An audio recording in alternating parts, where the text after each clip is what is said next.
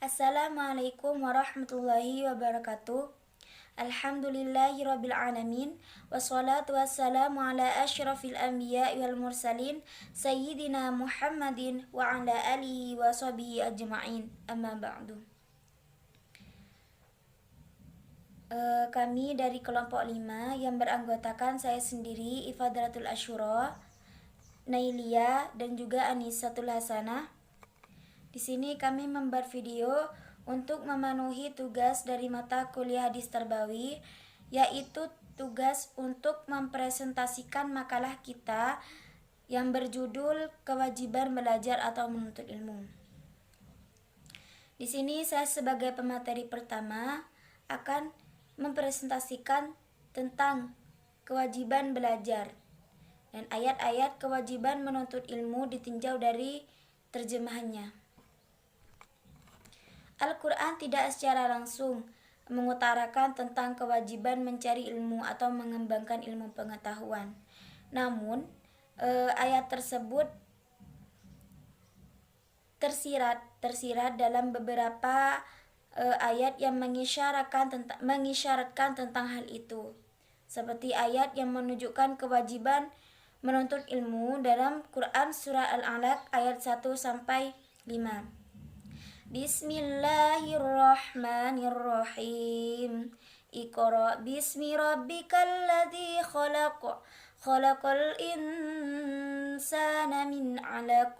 Iqra wa rabbukal akram. Alladzi 'allama bil qalam. 'Allamal insana ma lam ya'lam. Yang artinya, bacalah dengan menyebut nama Tuhanmu yang menciptakan. Dia telah menciptakan manusia dari segumpal darah, dan bacalah, Tuhanmu lah yang maha pemurah, yang mengajarkan manusia dengan perantara kalam. Dia mengajarkan kepada manusia apa yang tidak dia ketahui. Nah, terjemahan tadi memang tidak mengapresiasikan proses atau perintah untuk menuntut ilmu. Tetapi kita ambil contoh dari perintah bacalah. Nah, tentunya kata bacalah menunjukkan proses membaca yang harus dilakukan oleh seorang manusia. Nah, dan kata yang mengilhami adanya kompetensi dalam ayat tersebut adalah kata ikro. Ikro berasal dari kata qoro'ah yang pada umumnya berarti menghimpun. Kemudian lafal tersebut diartikan dengan arti membaca. Dan ini merupakan perintah kepada seluruh manusia untuk perintah untuk mengembangkan atau mencari ilmu. Mengembangkan ilmu pengetahuan atau mencari ilmu. Lalu yang kedua yaitu kewajiban seorang muslim dalam belajar. Nah,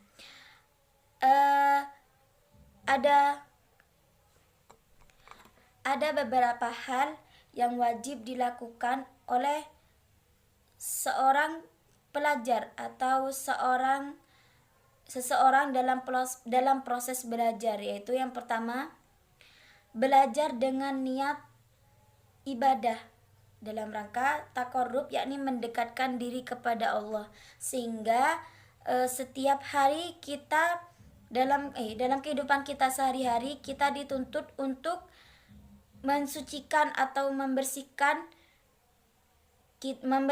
jiwa kita dari watak yang tercela, dari akhlak yang rendah.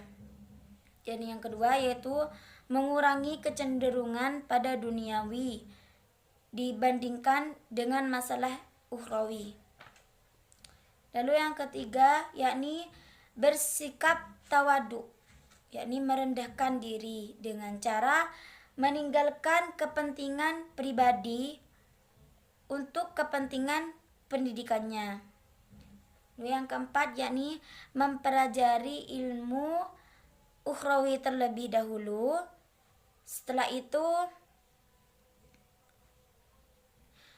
mempelajari ilmu-ilmu yang terpuji atau mempelajari ilmu-ilmu yang benar, baik untuk tujuan ukhrawi ataupun tujuan yang duniawi. Dan yang kelima, belajar dengan bertahap dengan cara memulai dengan pelajaran yang mudah terlebih dahulu untuk menuju pelajaran yang sulit.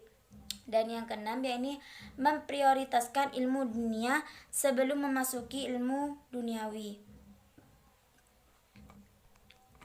Dan yang terakhir, yakni seorang murid atau seorang pelajar harus tunduk kepada seorang pendidiknya, yang biasa kita sebut yaitu seorang guru.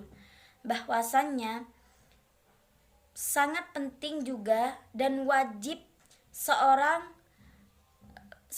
pelajar muslim atau seorang yang sedang menuntut ilmu dalam proses pembelajaran, dalam proses menuntut ilmu yang harus diperhatikan yaitu adab-adab dalam menuntut ilmu. Dengan demikian, ada 4 kewajiban yang harus dijaga oleh seorang murid dalam belajar atau menuntut ilmu. Yaitu yang pertama, kepercayaan dan keyakinan seorang muslim kepada gurunya, di mana memang layak mengajar karena telah memenuhi kualifikasi dan kompetensi dalam proses atau dalam melaksanakan pembelajaran. Lalu yang kedua yaitu tidak boleh mendahului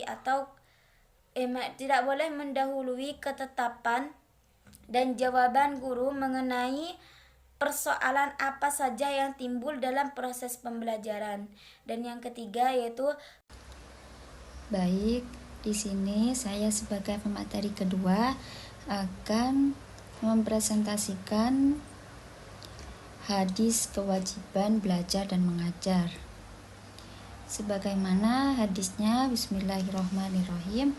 An Anas bin Malik qala Rasulullah sallallahu alaihi wasallam thalabul ilmi faridatun ala kulli muslimin, yang artinya dari Ibnu Anas, Rasulullah bersabda, menuntut ilmu hukumnya wajib bagi setiap muslim.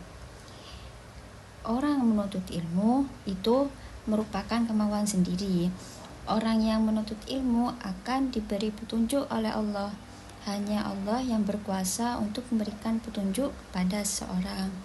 Jika seseorang tersebut sudah dikehendaki oleh Allah untuk menjadi orang yang baik, maka Allah akan memudahkannya dalam memahami agama dan sebaliknya. Namun demikian, manusia tidak boleh menyerah dan tidak boleh hanya pasrah tanpa adanya usaha. Perkembangan seorang tergantung pada pembawaan dan lingkungannya. Pembawaan seorang baru berkembang karena pendapat pengaruh dari lingkungan. Kemudian hadis yang selanjutnya adalah tentang ilmu. Ilmu merupakan pelebur terhadap amal yang ia perbuat sebelumnya. Karena orang yang beramal tanpa didasari ilmu, maka amalnya tidak sah. Dan orang yang beramal tanpa ada landasan ilmu, ibarat pesawat yang terbang tanpa landasan. Orang yang mencari ilmu atau menjalin pendidikan hendaklah berniat karena Allah. Orang yang mencari ilmu dengan niat selain Allah, maka Allah akan memberikan siksaan kepadanya. Ilmu itu merupakan sesuatu yang mulia dan pada dasarnya semua ilmu adalah milik Allah. Dalam Islam tidak dikotomi ilmu. Akan tapi dikotomi ilmu itu tidak membedakan. Akan tapi dalam Islam ada pembagian ilmu menjadi 2, yaitu mahmudah dan mahmuzah. Kalau mahmudah itu perbuatan baik, kalau sedangkan madmumah itu perbuatan yang jelek. Sekian presentasi dari saya. Selanjutnya akan disampaikan oleh pemateri ketiga. Baik, di sini saya sebagai pemateri ketiga, yaitu tujuan dari kewajiban belajar dan mengajar. Misalnya Al-Qabisi berpendapat bahwa tujuan pendidikan atau pengajaran adalah mengetahui ajaran agama, baik secara ilmiah maupun amaliyah. Mengapa ia berpendapat demikian? Oleh karena itu, dia termasuk ulama ahli fikih dan tokoh dari ulama ahli sunnah wal jamaah.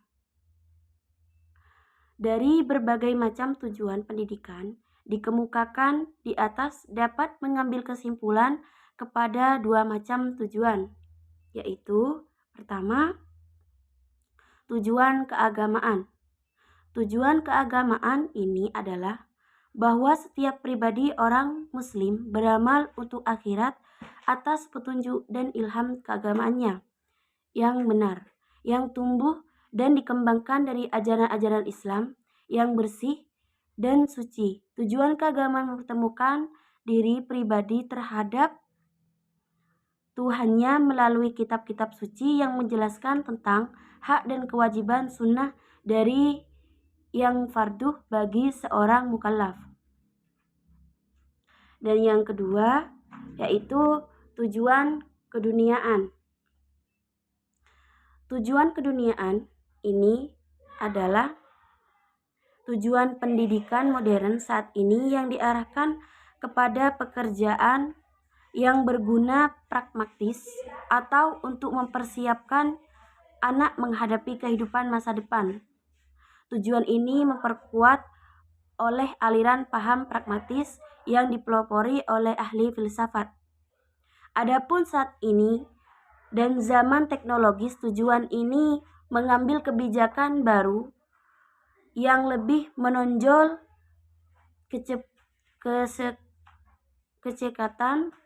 kesepakatan pekerja yang cepat di dalam setiap peristiwa kehidupan dan juga memakai strategi pendidikan seumur hidup. Mungkin hanya itu dari saya, kurang lebihnya saya mohon maaf. Bisa dilanjutkan dengan pemateri selanjutnya. Assalamualaikum warahmatullahi wabarakatuh. Saya di sini sebagai pemateri terakhir akan menjelaskan kesimpulan dari makalah kami, yaitu kalau ahli bahasa tentunya dapat memahami bahwa pertanyaan yang tidak memerlukan jawaban tersebut merupakan perintah untuk berpikir dalam dan selalu mengembangkan ilmu pengetahuan. Namun penguasa ilmu pengetahuan tersebut harus dilandas dengan niat yang benar, yaitu karena Allah. Tanpa niat karena Allah, maka apa yang dilakukan oleh pendidik tidak akan mempunyai arti apa-apa. Maka dapat dikatakan jika dalam terjemahan depan belum dapat dilihat langsung perintah atau kewajiban belajar atau menuntut ilmu. Kecuali bagi orang-orang yang berpikir dan meneliti tentang Al-Quran. Dengan demikian, paling tidak ada 3 kewajiban yang harus dijaga oleh seorang muslim dalam belajar atau menuntut ilmu, yaitu kepercayaan dan keyakinan seorang muslim kepada gurunya, di mana guru memang layak mengajar karena telah memenuhi kualifikasi dan kompetensi dalam melaksanakan pembelajaran.